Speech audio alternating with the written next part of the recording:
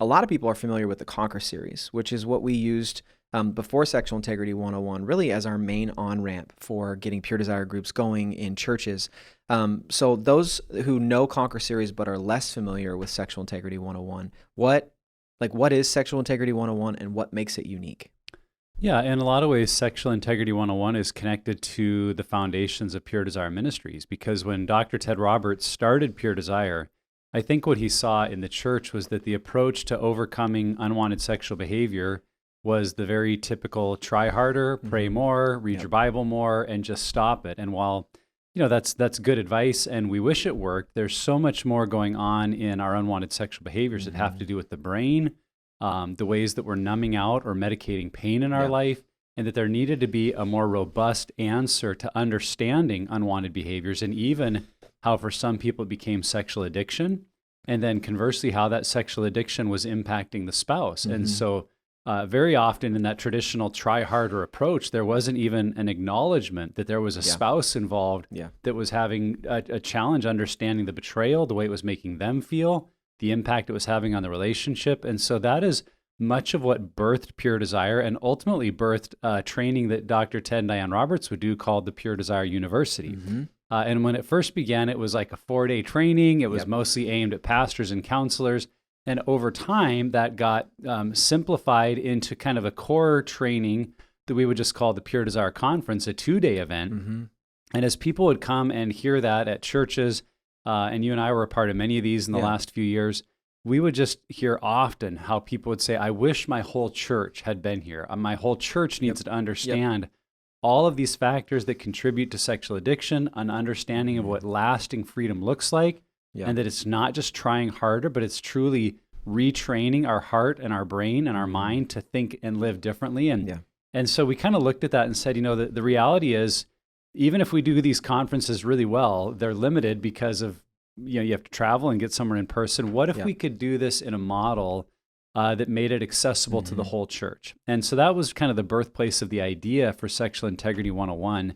But what makes it unique is I think it's a very holistic overview of all the factors that lead into sexual addiction, and what does a robust healing strategy look like, both for men who struggle, for women who struggle, and for spouses who are dealing with the betrayal and the fallout in the relationship. And so the Conquer series, while we still love it and know that a lot of churches use it and we recommend it, and in some situations it's the best fit, but the Conquer series was primarily aimed at men and had a very male-dominant theme, where we wanted to have a series that really encompassed the whole family, that men and women could watch, that couples could perhaps watch together in the privacy of their own home. And so we have an equal number of men on our team that present and women on our team.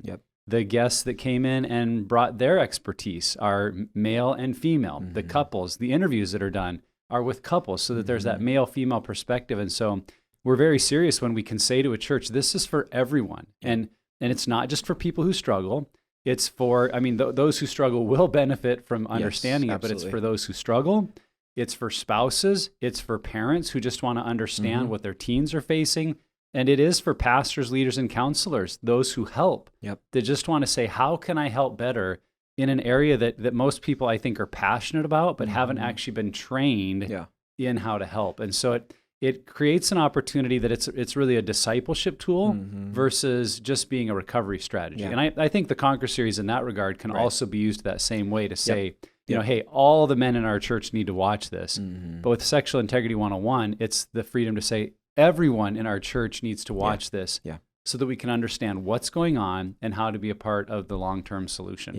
A cool aspect of the 101 course is that with the Pure Desire Conference, or what used to be called the Pure Desire University, you can maybe do one of those events a year or one every few years, where this course, because it's both in DVD and digital online, you can run this multiple times a year, which is a lot more cost effective for your church. So, and everybody who's in church leadership knows about budgets, like that's important. So that's a huge dynamic to it. And then the handoff, in my opinion, and we really emphasize this because this is something that is really our content that we've developed over a number of years, is there's a really clean handoff to launching groups. The whole point of this is to catalyze groups being launched for both men and women, those who are struggling, those who are betrayed. And so for me, it's just a much cleaner handoff for then running out of Yeah. these groups, launching more. Well, and it's very, very scalable, which I Yeah. think is Yeah. important. So Agreed. we've had churches that have literally had hundreds of people at one time watching Which it is and so then cool. getting into groups for discussion, Yeah. all the way down to it's a tool that the pastor could hand to one individual who Yeah. comes to them saying, hey, my spouse is struggling or I'm struggling. They Mhm. could say, watch this series or give them a link to watch it Yep. in their own home or in their office. So it works in any of those settings. And because of the various formats it's in, it's available that way too. So that's what I love about it. It doesn't Mhm. require a small group, although if you have a small group, Yeah. obviously the discussion time at the end is a lot better Yeah. than if you're just discussing with yourself. Looking so at a mirror. that is just like helpful. somebody- yeah, right. Self, For sure. What do you think? I mean, some Yeah. of us need a few more of those mirror talks, Sure, but sure. you know, small Yeah. groups are valuable. That's next episode is Mirror Talks with yourself. Yeah. Okay.